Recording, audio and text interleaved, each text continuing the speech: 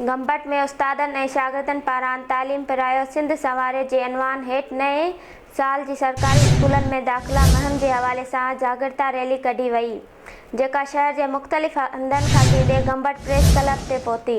तालीमी जागरूकता रैली जी अॻवानी कंदड़नि तालुका एजुकेशन ऑफिसर अब्दुल क़यूम ॼामड़ो, उस्ताद अब्दुल गनी, अॼण उस्ताद लक्ष्मण दास ऐं ॿियनि उस्तादनि कई। इन मौक़े ते तालीमी जागरूकता रैली खे ख़िताब कंदे चयो त तालीमी जागरूकता रैली कढण जो मक़सदु वालिदैन में शऊर पैदा करणु आहे, जीअं हू सरकारी स्कूल खे पंहिंजो करे पंहिंजे ॿारनि खे दाख़िल कराइनि, जीअं ॿारनि जो मुस्तक़बिल रोशन थींदो। हिननि वधीक चयो त सिंध में तालीमी शऊर पैदा थींदो त मुल्क तरक़ी कंदो ऐं पढ़ंदे सिंध त वधंदी सिंध।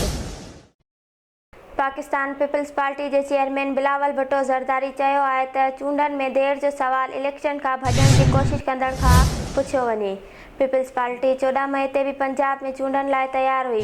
हाणे बि चऊं था त इलेक्शन कमीशन 90 ॾींहं अंदरि चूंडनि करण लाइ शेड्यूल जो ऐलान कयो वञे। पीपल्स पार्टी चेयरमैन चयो त इलेक्शन कमीशन पारां सिंध जी बोर्ड मुतासिरनि जा फंड्स रोकण जी मज़म्मत कयूं था।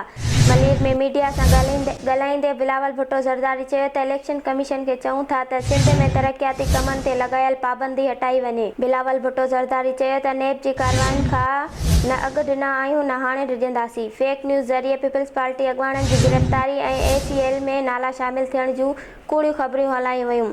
पीपल्स पार्टी जे कंहिं बि अॻवान जो नालो ACL में शामिल न थियो आहे।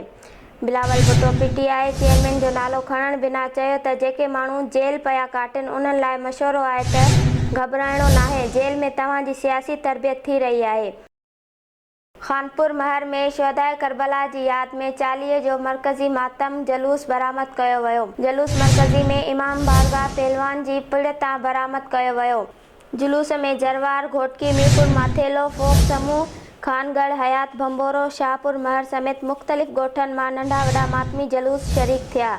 जलूस पंहिंजे रिवायती रस्तनि सरकारी अस्पताल रोड घोटकी बस स्टैंड खां थींदो शाम जो 5 गुली चौक ते पहुचंदो, जिते मजलिस अज़ा मुनक़द करण बैदि जलूस में वॾी तादाद में अज़ादार या हुसैन जूं सदाऊं बुलंद कंदे सीना ज़नी ऐं नुआखानी ऐं करबला जे शहीदनि खे भेटा पेश कई वेंदी।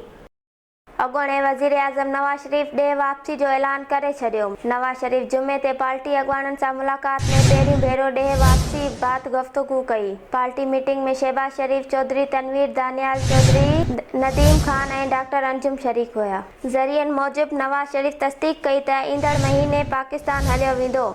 नवाज़ शरीफ़ जे वापसी जी हुतमी तारीख़ जो ऐलान ईंदड़ 10 ॾींहं में कयो वेंदो। घोटकी जे बिंदे थाणे जी हद में वाक़िअ पुलिस पिकट ते हथियारबंदनि जे हमले में एहलकार अली बख्श पिताफ़ी शहीद थी वियो। इतला ते मुख़्तलिफ़ थाणे जी पुलिस वाक़िए वारे हंधि पहुची वई। SSP घोटकी मुनीर खोड़ो जो चवणु आहे त वाक़िए वारे हंधि पाण वञी रहियो आहियां। कचे में ॾोहारियुनि ख़िलाफ़ ऑपरेशन जारी आहे। ॾोहारियुनि जो ख़ात्मो कयो वेंदो।